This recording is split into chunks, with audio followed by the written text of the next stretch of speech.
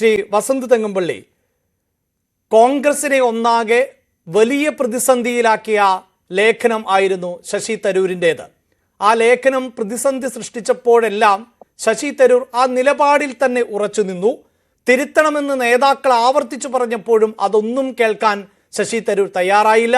ഒടുവിൽ ഇപ്പോൾ ആ കോലാഹലമൊക്കെ ഏതാണ്ട് അവസാനിച്ച ഒരു സമയത്ത് തിരുത്തുമായി തരൂർ എത്തുന്നു. അത് തിരുത്താണോ തിരുത്തിച്ചതാണോ? അല്ല, ശ്രീ അഭിലാഷ്, അങ്ങയുടെ ചോദ്യത്തിൽ തന്നെ അതിന്റെ ഉത്തരമുണ്ട്. അങ്ങ് പറഞ്ഞു ഡോക്ടർ തരൂരിന്റെ ലേഖനം വന്നതിന് ശേഷം കോൺഗ്രസിൽ വിവിധ നേതാക്കൾ, അത് താഴെ തട്ടിൽ മുതൽ മുകൾ തട്ടിൽ വരെയുള്ള നേതാക്കൾ കേരളത്തിന്റെ ഗ്രൗണ്ട് റിയാലിറ്റി ഇതല്ല എന്ന് കൃത്യമായി പറഞ്ഞു വെച്ചിട്ടുണ്ട്. അത് പ്രതിപക്ഷ നേതാവുണ്ട്, KPCCയുടെ അധ്യക്ഷനുണ്ട്, മുൻ പ്രതിപക്ഷ നേതാവുണ്ട്, ഇങ്ങേ അറ്റം ഏറ്റവും എളിയവരായ ഞാൻ വരെ ഉണ്ട്, നിങ്ങളുടെ ചർച്ചയിൽ പങ്കെടുത്തിട്ടുണ്ട്.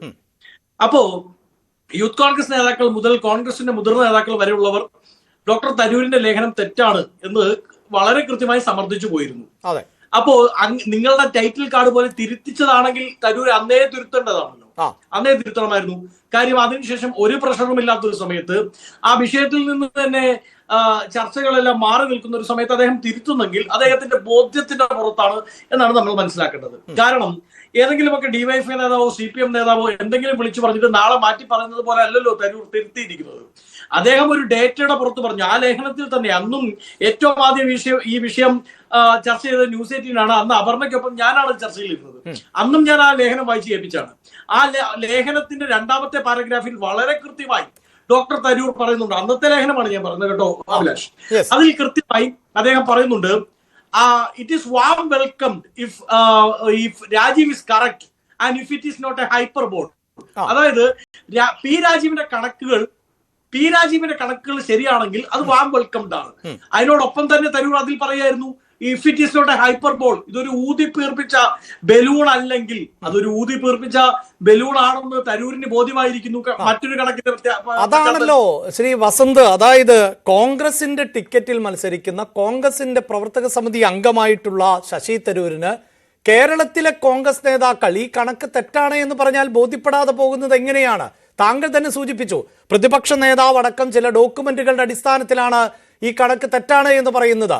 അതോടൊപ്പം തന്നെ KPCC അധ്യക്ഷൻ പറഞ്ഞു, കേരളത്തിലെ തട്ടുകടകൾ മുതൽ മുറുക്കാൻ കടകൾ വരെ, കോഴിക്കടകൾ ഉൾപ്പെടെയൊക്കെ എല്ലാം പട്ടികയിൽ ഉൾപ്പെടുത്തി ഇതെല്ലാം വലിയ സംരംഭമാണ് എന്ന് കാണിച്ച് തെറ്റിദ്ധരിപ്പിക്കുന്ന ഒരു കണക്കാണ് ഉണ്ടാക്കിയത് എന്ന് പറയുമ്പോൾ അത് തരൂരിന് ബോധ്യപ്പെടാതെ പോകുന്നു എന്ന് വിശ്വസിക്കാൻ സാധിക്കുമോ?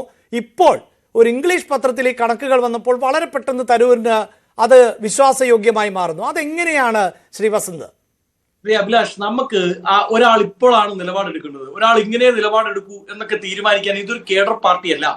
രണ്ടാമത് അങ്ങ് പറഞ്ഞതുപോലെ ജൻപത്തിൽ വിളിച്ചു എന്ന് പറയുന്നത് ഇതുമായി ബന്ധപ്പെട്ടല്ല. ഇനി നിങ്ങളുടെ ആഖ്യാനം ശരിയാണെന്ന് തന്നെ ഇരിക്കട്ടെ. ഡോക്ടർ തരൂർ ഒരു ലേഖനം എഴുതുന്നു, അതിൽ വസ്തുതാപരമായ തെറ്റുകൾ ഉണ്ട് എന്ന് പാർട്ടി ലീഡർഷിപ്പിന് മനസ്സിലാവുന്നു. ഞങ്ങൾ പിറ്റേ ദിവസം തരൂരിന്റെ തിരുവനന്തപുരത്തെയോ ഡൽഹിയിലെയോ വസതിയിലേക്ക് മാഷാള്ള സ്റ്റിക്കർ ഒട്ടിച്ച ഇന്നോവ പറഞ്ഞു വിട്ടില്ല. ഞങ്ങൾ നിങ്ങളുടെ ഈ ജൻപത്തിലേക്ക് വിളിച്ചത് ഈ ആവശ്യത്തിനല്ല എന്ന് താങ്കൾ പറയുമ്പോഴും ജൻപത്തിൽ അല്ലെങ്കിൽ അതിന് പുറത്ത് ഹൈക്കമാൻഡുമായി ശശി തരൂർ എത്ര നാളുകൾക്ക് മുമ്പാണ് അവസാനമായി ഒരു കൂടിക്കാഴ്ച നടത്തിയിരുന്നത് എന്നതൊക്കെ താങ്കൾക്ക് ഓർമ്മയുണ്ടാകുമല്ലോ. അല്ല ശ്രീ അഭിലാഷ്, ഞാനൊരു കാര്യം പറയട്ടെ. ഇതൊരു ജനാധിപത്യ പാർട്ടിയാണ്, ഇതൊരു വലിയ പ്രസ്ഥാനമാണ്. ഈ പ്രസ്ഥാനത്തിൽ വിവിധ നേതാക്കൾ കാണും, അവർക്ക് എതിരഭിപ്രായങ്ങൾ കാണും. എത്രയോ കാലങ്ങൾ ഈ പ്രസ്ഥാനം 885 രൂപ കൊണ്ട് അന്ന് തൊട്ട് ഇതിന്റെ അകത്ത് എതിരഭിപ്രായങ്ങളുണ്ട്. ഹ്യൂമിനെതിരെ എതിരഭിപ്രായം വന്നിട്ടില്ലേ? ഗാന്ധിക്കെതിരെ എതിരഭിപ്രായം ഉണ്ടായിട്ടില്ലേ? ഇന്ദിരാഗാന്ധിക്കെതിരെ എതിരഭിപ്രായം ഉണ്ടായി. ഇന്ദിരാ കോൺഗ്രസ് ഉണ്ടായത് മറന്നുപോയോ? ഈ പാർട്ടി ഇങ്ങനെയാണ്. ഈ പാർട്ടിക്കകത്ത് എതിരഭിപ്രായങ്ങൾ ഉണ്ടെങ്കിലേ ഈ പാർട്ടി നിലനിൽക്കൂ. അത് സസൂക്ഷ്മം ഈ പാർട്ടി കേൾക്കും. അതിൻ്റെ അകത്ത് തെറ്റുണ്ടെങ്കിൽ തിരുത്താൻ ശ്രമിക്കും. അല്ലാതെ ഞങ്ങളാരും ഈ മറ്റേ 51 വെട്ടുവെട്ടാനോ അല്ലെങ്കിൽ ഞങ്ങളാരും ഇനോവ പറഞ്ഞു വിടാനോ നിൽക്കുന്നവരല്ല. ഞങ്ങൾ ജൻപത്തിൽ വിളിച്ചിരുത്ത് കേൾക്കും, ചിലപ്പോൾ ഞങ്ങൾ ഇന്ദിരാഭവനിൽ ഇരുന്ന് കേൾക്കും, ചിലപ്പോൾ ഞങ്ങൾ തമ്മിൽ കലഹിച്ചൊന്നും വരാം, ആശയപരമായി കലഹിക്കും. അതിലെന്താ തെറ്റ്? അത് ജനാധിപത്യത്തിന്റെ മനോഹാരിതയാണെന്നേ, അല്ലാതെ CPM പോലെ ഒരു കേഡർ പാർട്ടി അല്ലല്ലോ ഇത്. അല്ല, അവിടെ താങ്കൾ മനസ്സിലാക്കേണ്ട ഒന്ന്, ഏത് വിഷയത്തിലായിരുന്നു ഈ കലഹം എന്നുള്ളതാണല്ലോ. പാർട്ടിക്കുള്ളിലെ ഒരു ആഭ്യന്തര കലഹം താങ്കൾ പറയുന്നതിന് ഞാനും സമ്മതിക്കാം. അല്ലെങ്കിൽ ഗ്രൂപ്പ്, ഇപ്പോൾ കോൺഗ്രസിന്റെ ഗ്രൂപ്പ് തർക്കമാണെങ്കിൽ അത് സമ്മതിക്കാം. ഇതങ്ങനെയാണോ ശ്രീ വസന്ത്? സർക്കാരിന്റെ പ്രവർത്തനത്തെ പുകഴ്ത്തുമ്പോൾ എതിരാളികളെ, രാഷ്ട്രീയ എതിരാളികളെയാണ് അദ്ദേഹം പുകഴ്ത്തിയത്.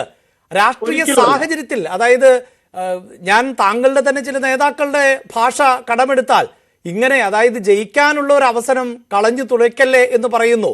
ഈ തരൂരിനെ പോലെ MP ആകാനൊന്നും പറ്റാതെ പഞ്ചായത്ത് മെമ്പറൊക്കെ ആകാൻ ആഗ്രഹിക്കുന്നവരുടെ വിജയസാധ്യതയൊന്നും തല്ലിക്കെടുത്തല്ലേ തരൂരെ എന്ന് പറഞ്ഞത് താങ്കളുടെ പാർട്ടിയിലെ നേതാക്കൾ തന്നെയാണ്. അപ്പോൾ അതിന് താങ്കൾ ഈ മഹാത്മാഗാന്ധിക്ക് നേരെ ഉയർന്ന വിമർശനം, ഇന്ദിരാഗാന്ധിക്ക് നേരെ ഉയർന്ന വിമർശനം എന്നതാണോ?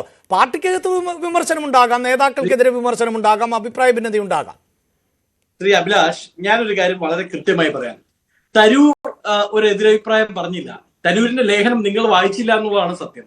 തരൂർ 2-3 തരൂരിന്റെ ലേഖനം വായിച്ചു, അതിനുശേഷം അദ്ദേഹത്തിൻ്റെതായി വന്ന മറ്റാർട്ടിക്കിൾ വായിച്ചിരുന്നു. അത് പിന്നീട് താൻ ഉദ്ദേശിച്ചതുപോലെ അല്ല വന്നത് എന്നത് വായിച്ചു. ഇന്ന് ഏറ്റവും ഒടുവിൽ അദ്ദേഹം പറയുന്നതും വായിച്ചു. താങ്കൾ ഈ പറഞ്ഞ സംഭവങ്ങളൊക്കെ ശരിയാണ്, അതായത് ഡേറ്റകൾ എന്ന അതായത് കണക്കുകൾ ശരിയാണെങ്കിൽ എന്ന ചില പ്രയോഗമൊക്കെ ഉണ്ട്. പക്ഷെ ആരാണ് ശശി തരൂർ? ശശി തരൂർ ആദ്യമായാണോ ഒരു ലേഖനം എഴുതുന്നത്? ശശി തരൂരിന്റെ എത്രയോ പുസ്തകങ്ങൾ പുറത്തിറങ്ങിയിട്ടുണ്ട്, എത്രയോ ലേഖനങ്ങൾ പല മാഗസിനുകളിലും പത്രങ്ങളിലും അച്ചടിച്ചു വന്നിട്ടുണ്ട്. അതെല്ലാം തരൂർ അദ്ദേഹത്തിന്റെ കഴിവിനനുസരിച്ച് ഡേറ്റകൾ പരിശോധിച്ചാണ്. അതിനപ്പുറത്ത് ഈ ഡേറ്റ ശരിയാണെങ്കിൽ എന്നത് ഒരു ജാമ്യമെടുക്കൽ എന്നത് ആ മുന്നിലുണ്ട്. അതുകൊണ്ട് തരൂരിനെ ന്യായീകരിക്കാമെന്നാണ് താങ്കൾ പറയുന്നത്. ഞാൻ കാര്യം ചോദിക്കട്ടെ, ഞാനും ബുക്കുള്ള ആളാണ്, അങ്ങും റിസർച്ച് നടത്തുന്ന ഒരാളാണ്. വ്യക്തിപരമായി എനിക്കറിയാമല്ലോ. നമ്മൾ സൈറ്റേഷൻസ് നടത്തില്ലേ? ആ സൈറ്റേഷൻ നടത്തുമ്പോൾ അതിന്റെ പൂർണ്ണ ഉത്തരവാദിത്വം ഓദറിനാണോ? അല്ലല്ലോ. നമ്മൾ ഒരാളുടെ വേഡിങ്സ് കോപ്പി ചെയ്യുന്നെങ്കിൽ ആ വേഡിങ്സ് ആരാണോ നടത്തിയത് അയാൾക്ക് തന്നെയാണ് ഉത്തരവാദിത്വം. പി രാജീവ് പറഞ്ഞത് ശരിയാണെങ്കിൽ എന്ന് പറഞ്ഞ് തരൂർ എഴുതുമ്പോ പി രാജീവ് പറഞ്ഞത് ശരിയല്ല എന്ന് ഞങ്ങൾ പറഞ്ഞു. 2016 MSMEകളുടെ കാര്യത്തിൽ അവിടെ തന്നെയാണ് ശ്രീ വസന്ത് എനിക്ക് താങ്കളുമായി തർക്കിക്കേണ്ടി വരുന്നത്. ഒന്ന്, ശശി തരൂർ എന്നത് ലേഖനങ്ങൾ ആദ്യമായി എഴുതുന്ന ഒരു വ്യക്തിയല്ല. അദ്ദേഹത്തിന്റെ ഡേറ്റകളെ എങ്ങനെ ഉദ്ധരിക്കണം എന്നതറിയാം. ആ ഡേറ്റകൾ ശരിയാണോ എന്ന് പരിശോധിക്കാൻ സാധിക്കും. ഇതാ ഒരു പത്രത്തിലാണല്ലോ ഇപ്പോൾ ഡേറ്റ വന്നത്. ആ ഡേറ്റ ശരിയാണെന്ന് തരൂർ പറയുകയുമാണ്. അവിടെയാണല്ലോ ഇതിന്റെ കൗതുകം. അപ്പോൾ ഒരു ലേഖനം എഴുതുന്നതിന് മുമ്പ് പ്രത്യേകിച്ച് ഇത്തരത്തിൽ രാഷ്ട്രീയ എതിരാളികളുടെ നേട്ടത്തെ പ്രകീർത്തിച്ചുകൊണ്ടുള്ള ഒരു ലേഖനം എഴുതുമ്പോൾ ആ ഡേറ്റകൾ, തനിക്ക് മുന്നിലുള്ള ഡേറ്റകൾ, അത് ശരിയാണോ എന്ന് പരിശോധിക്കാം ശശി തരൂരിന്. അത് പരിശോധിച്ചില്ല, ശരി, പിഴവ് സംഭവിച്ചു. അത് പിഴവാണെന്നും തെറ്റാണെന്നും തിരുത്തണമെന്നും നേതാക്കൾ പറയുന്നു. ഏത് നേതാക്കൾ? കോൺഗ്രസിന്റെ നേതാക്കൾ പറയുന്നു. അപ്പോഴത് തിരുത്തുന്നുമില്ല. ശ്രീ അഭിലാഷ്, ഞങ്ങൾ ആരും അദ്ദേഹത്തോട് തിരുത്തണമെന്ന് ആവശ്യപ്പെട്ടിട്ടില്ല. കോൺഗ്രസിന്റെ ഒരു ലീഡർഷിപ്പും ആവശ്യപ്പെട്ടില്ല. അദ്ദേഹം അദ്ദേഹം കോട്ട് ചെയ്ത രാജീവിന്റെ കണക്കുകൾ തെറ്റാണ് എന്നാണ് ഞങ്ങൾ പറഞ്ഞത്. അതിൽ ചില കണക്കുകൾ പറഞ്ഞു പോകാം. ഒന്ന്, 2016 ഇവർ പറയുന്ന MSMEകളുടെ കാര്യത്തിൽ ഇന്ന് കേരളം 1ാം സ്ഥാനത്താണെന്നാണ്. 2016 ആ കണക്കെടുപ്പ് ഉണ്ടായിരുന്നു. 2016 കേരളം 1ാം സ്ഥാനത്തായിരുന്നു. 2, സ്റ്റാർട്ടപ്പ് മിഷനുമായി ബന്ധപ്പെട്ടാണ്. ഇന്ത്യയിൽ ആദ്യമായി സ്റ്റാർട്ടപ്പ് പോളിസി അവതരിപ്പിച്ച ഗവൺമെന്റിന്റെ പേര് ഉമ്മൻചാണ്ടി ഗവൺമെന്റ് എന്നാണ്. ഇന്ത്യയിൽ ആദ്യമായി മിനിസ്ട്രി സ്റ്റാർട്ടപ്പുകൾക്ക് വേണ്ടി രൂപീകരിക്കണമെന്ന് ക്യാബിനറ്റ് കൂടി തീരുമാനിച്ച മിനിസ്ട്രിയുടെ പേര് ഉമ്മൻചാണ്ടി ഗവൺമെന്റ്, ഉമ്മൻചാണ്ടി മന്ത്രിസഭ എന്നുള്ളതാണ്. അതായത് സ്റ്റാർട്ടപ്പുകളുമായി ബന്ധപ്പെട്ട് ഞങ്ങൾ ചെയ്തതിന്റെ മേലൊരു കല്ലെടുത്ത് വെക്കാൻ, ഉമ്മൻചാണ്ടി ഇട്ട കല്ലുകൾ എന്നിവരെ വിമർശിക്കില്ലേ, ആ കല്ലിന് മേലൊരു കമ്പെടുത്ത് വെക്കാൻ ഇവർക്ക് സാധിച്ചിട്ടില്ല. അതുകൊണ്ടാണല്ലോ ഈ രാജീവിന് U-turn ഉദ്ഘാടനം ചെയ്യേണ്ടി വന്നത്. അതൊക്കെ ഞങ്ങൾ പറഞ്ഞു. ഞങ്ങളത് പറഞ്ഞത് തരൂർ തിരുത്താൻ വേണ്ടിയല്ല, മറിച്ച് പൊതുസമൂഹത്തോട് ഞങ്ങൾ പറയുകയായിരുന്നു. തരൂരിന്റെ ഒരു ലേഖനത്തിൽ ഏതാണ്ട് 100 ലൈനുള്ള ലേഖനത്തിൽ 2 ലൈനിന്റെ വാക്കുകൾ എടുത്തുകൊണ്ട് PR എക്സസൈസ് നടത്താൻ ഇറങ്ങിയ ഗവൺമെന്റിനെ പ്രതിരോധിക്കുകയാണ് ഞങ്ങൾ ചെയ്തത്. തരൂരിനെ തിരുത്താൻ ഞങ്ങൾ ആവശ്യപ്പെട്ടിട്ടില്ല. അതാണ് അങ്ങ് ആദ്യം മനസ്സിലാക്കേണ്ടത്. 2, തരൂരിന് സ്വമേധയാ അദ്ദേഹത്തിന് ബോധ്യം വന്നിരിക്കുന്നു. തന്റെ സൈറ്റേഷൻ, തന്റെ എന്താ പറയുന്നത്, താൻ നടത്തിയ കോപ്പിങ് അത് തെറ്റായി പോയി, അതല്ല ശരി, ഇതാണ് ശരി എന്ന് മനസ്സിലാക്കുമ്പോൾ അദ്ദേഹം തിരുത്തുന്നു. ശ്രീ അഭിലാഷ്, എനിക്ക് ഏറ്റവും രസകരമായി തോന്നുന്നത് AK ബാലൻ സഖാവിന്റെ കാര്യമാണ്. നോക്കൂ, അദ്ദേഹം ആദ്യം സന്ദീപ് വാര്യരെ പറ്റി ക്രിസ്റ്റൽ ക്ലിയർ സഖാവ് എന്ന് പറഞ്ഞു. അദ്ദേഹം ഇന്ന് ഞങ്ങളുടെ കൂടെ ഉണ്ട്. സന്ദീപ് വാര്യർ KPCCയുടെ വക്താവാണ്, ഞങ്ങളുടെ മീഡിയ പാനലിസ്റ്റ് ആണ്. രണ്ടാമത് അദ്ദേഹം കഴിഞ്ഞ ദിവസം തരൂരിനെ പറ്റി പറഞ്ഞു, ഏറ്റവും മികച്ച നേതാവ്, ലോകം കണ്ട പ്രതിഭാശാലി. ആ തരൂർ ഇന്ന് തിരുത്തി എന്ന് മാത്രമല്ല, അദ്ദേഹം പറഞ്ഞത് കൊണ്ട് എന്തെങ്കിലും ഗുണമുണ്ടാക്കാൻ ശ്രമിച്ചവർക്ക് 2-ന് 4 അടി തിരിച്ചടിയായി അവരുടെ കപടത ജനസമൂഹം തരൂരിന്റെ ഇന്നത്തെ ഈ ഒരു തിരുത്തലോടുകൂടി മനസ്സിലാക്കി. ശരി, ഞാൻ താങ്കളിലേക്ക് വരാം. ശ്രീ N. ശ്രീകുമാർ, എന്തായാലും വസന്ത്